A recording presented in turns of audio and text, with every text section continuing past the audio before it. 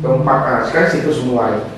Nah, ada stasiun RRI hilang sekarang. Banyak bukti-bukti sejarah kota ini yang hilang. Di tahun 46 peristiwa sosial ada istana Puri Kaca namanya. Ya, itu di Jalan Puri. Sekarang namanya Jalan Puri. Jadi Sultan itu membangun ada istana tempat perselatannya, ada pasanggrahannya, yaitu sekarang juga dimiliki Yuki Plaza depan Masjid Raya, ya. Lalu ada Istana Puri itu yang tapaknya itu sekarang ditempati oleh Hotel Madani, ya. Ada Mahkamah Syariah yang sekarang tapaknya ditempati oleh kantor BPN, ATR BPN Sumatera Utara. Ini hilang, digusur, dijual, oknum-oknum tak bertanggung jawab ini dijualnya. Nah, dulu ada sekolah di depan istana itu ada sekolah Belanda, sekolah Sultan yang membangun sekolah itu. Hilang, sekarang jadi gedung pustakaan. Kan itu. Di Jalan Amalion, itu ada istana. Sampai sekarang masih berdiri istananya. Namanya Istana Darat. Ya, ada Istana Darat.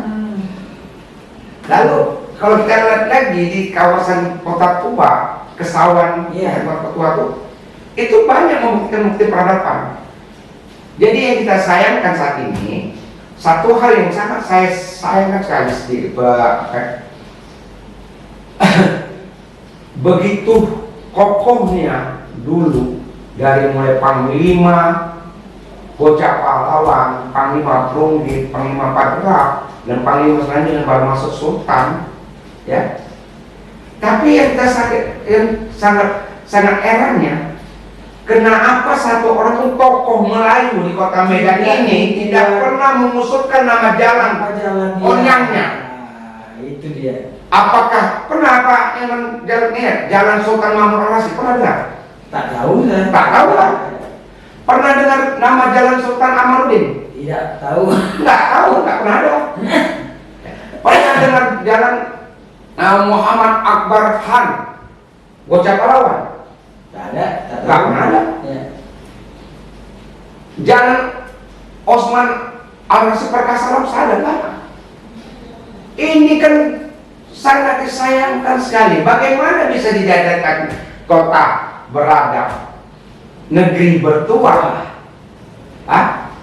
Kita memakai pantun kita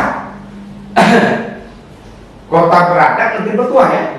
Tanah beradab, negeri bertuah. Mana yang bertuahnya? Mana yang beradabnya? Satu pun nggak pernah saya dengar tokoh Melayu di Sumatera Utara, khususnya kota Medan, menyuarakan untuk memberi nama para perjalanan Kesultanan Desa ini. Iya. Gak usah banyak lah, saya bilang. Nama-nama terkenal itu, siapa nama lama? Mau jalan Muhammad Akbar Khan, itu pertama kali yang duduk di kota Medan ini. Tak ada itu. Tak ada namanya. Kedua, yang membangun manajemen pemerintahan budaya di sini, ya Kesultanan Osman Rashid Perkasa Lamsah atau Mahmud Al-Rashid. Mahmud Al-Rashid itu wajar namanya ditabarkan di sebuah jalan di kota Medan ini. Iya. Ada nama sultan ada. Oke, terakhir Ini di Kesawan nama-nama Cianju. siapa itu kan pendatang? Itu pula ya. Kan pendatang, mana nama anak tuan negeri? Iya. Mana anak pemimpin negeri? Kalau dia beradab harusnya ada. Iya, kalau dia beradab harusnya ada. Ya inilah kita suarakan, kita minta pedulilah masyarakat, ya Melayu Delhi ini. Masa nggak ada nama ini? Kan gitu. Para perjuang nanti kalau kita bilang kesana kemana dia bersalah-salahan. Tapi maksud itu dia. Perjuangkanlah yang hak kita punya. Masa nggak ada namanya? Jalan Gagak Hitam. Masa jalan Gagak Hitam? Kenapa nggak dibuat nama Jalan Datuk Sunggal? Iya, Datuk Sunggal ya. Kan gitu kan? Kenapa di Sunggal? Iya. Kan gitu kan? Iya. Ini kan nggak jelas semuanya. Ada nama ulama kita di jalan ini, di kota Medan ini? Nggak ada. Mana jalan Syekh Masuk? Mana? Nggak ada. Mana jalan Syekh Abdul Wahab Talubis? Nggak ada. Mereka juga berjuang untuk negara ini kok. Berjuang di negeri kota ini, negeri bertua ini. Nggak ada. Nama-nama yang lucu-lucu yang muncul. Iya kan? Iya. Maksudnya coba Pak Iman, kita lihat di kampung Mendeleng ini. Nah, Siapa dulu tokoh Mendeleng di Ibrah sana? Yang pertama kali datang ke situ, yang diberi sultan tanah untuk berbagi kepada masyarakat Mendeleng. Kan ada tokohnya kan? iya. Buat nama dia situ.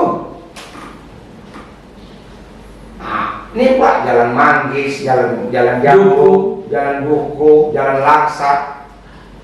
Oke lah, oke, tapi kita harus melihat potensi bukti budaya tadi ini. Iya kan? Bukti budaya itu harus kita lihat. Ini enggak ada. Jalan Ahmad Yani saya dituju. Ayo yang satu yang dua yang tiga yang empat lima enam tujuh. Kenapa nggak itu ditaruhkan lah ya? Kenapa enggak ada nama jalan Datuk Pesawat? Pesawat, iya. Kan ini dia. Iya. Oke, kita di dalam Purwokerajaan. Kita di dalam Purwokerajaan. Ada dulu kerajaan Purwokerajaan. Buat nama raja di sultannya dulu. Siapa namanya? Kan? Ini nggak jelas-jelas semuanya ini. Bagaimana kita bisa besar sementara kita tidak mengenal latar belakang sejarah kita? Padahal siapa yang menguasai sejarah dia menguasai dunia ya. Bangsa yang besar itu adalah bangsa yang mengenal sejarah. Ya, betul. Nah, ini dia. Iya. Jadi kalau nggak mengenal sejarahnya dan nggak menghargai sejarahnya, bukan bangsa besar, bangsa kulub itu namanya. Bakal awak bilang lagi, namanya bangsa bebek, ya kan? Iya. Nah, itu jadi kita harus bangkit dari peradaban. Peradaban, setuju. Bukan kita mundur ke belakang, tidak. Bukan pembiadaban.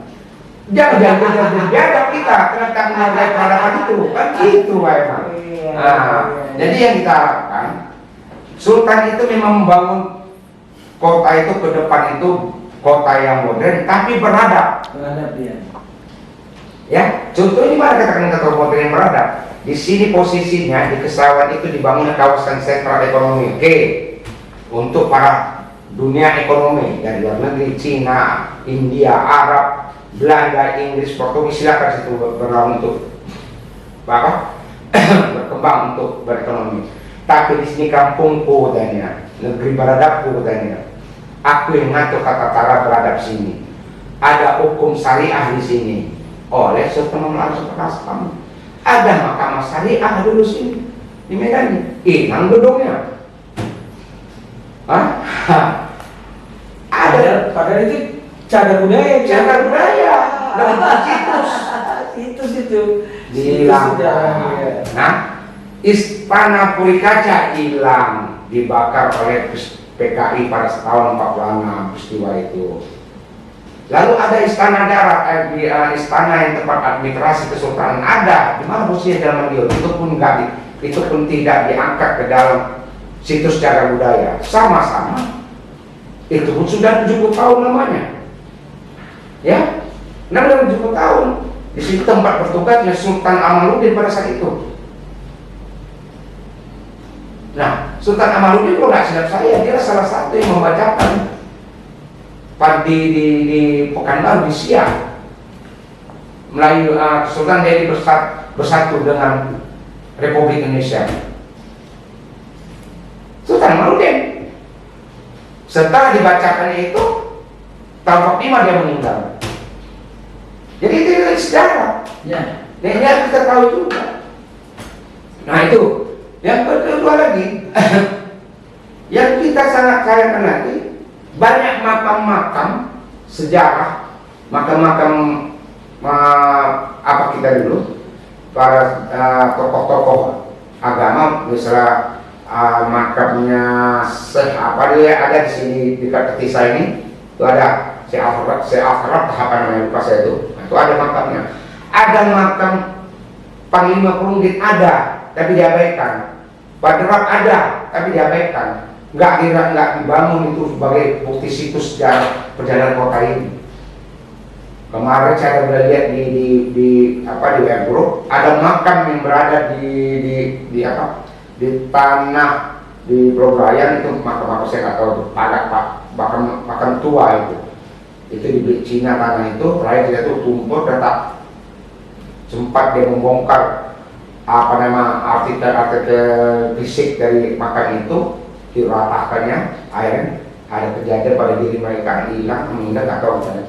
Dari masih ada makam itu dibangun di Tanah Bali.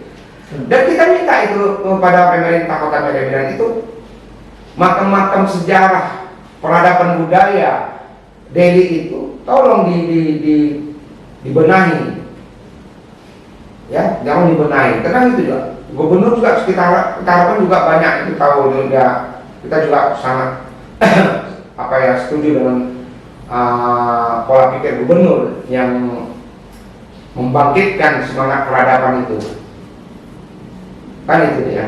Nah jadi kalaulah pemimpin sudah melupakan peradaban sejarah budaya dan masa lalu itu nggak benar. Tunggu aja kehancuran. Jadi ada istilahnya ini istilah ini orang kampung yang mengatakan ini. Pernah mendengar gulai kelapa enggak? Tak pernah dengar kan? Yang ada gulai ikan, kan gulai terong kan? Gulai daging kan? Gulai ayam. Ya. Ini sebuah cerita di sebuah kampung. Jadi antara buah kelapa sama terong. Nah, kelapa ini kan tinggi dia kesini. Ya. Oh ada tinggi dia. Banyak lah yang goncangnya, bahan yang goncangnya itu tak mau juga turun dijolok kan gitu kan. Nah itulah jatuhlah kelapanya. Nah jatuh kelapa ini datang si Atuk ini dibelah dengan kelapanya. Datang emak nih, itu nak buat gulai apa nih kita sekarang? Nah gulai terong yang kita buat. Nah ada perbedaan buah kelapa sama buah terong. Nah, ada perbedaan di mana?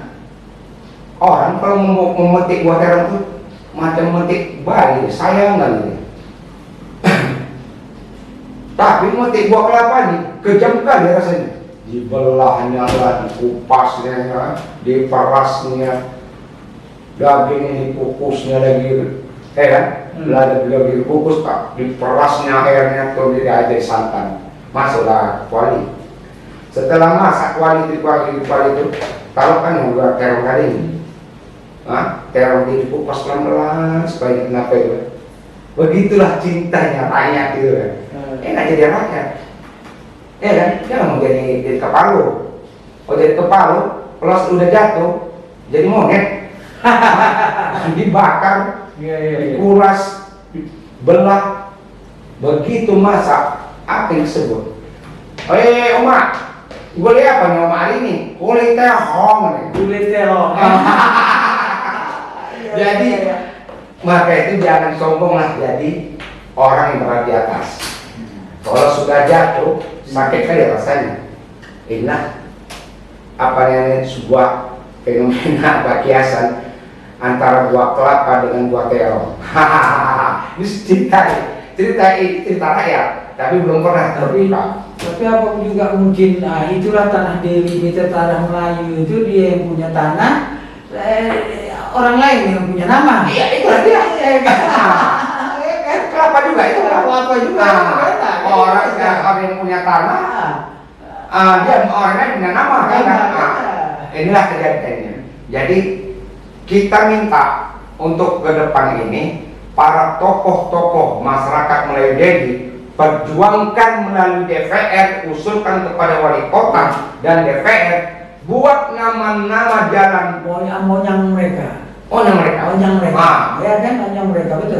Semua. Iya. Masa nggak ada jalan Sultan Mahmud Al-Rasyid Perkala Alamsyah? Masa nggak ada jalan Muhammad Akbar Ham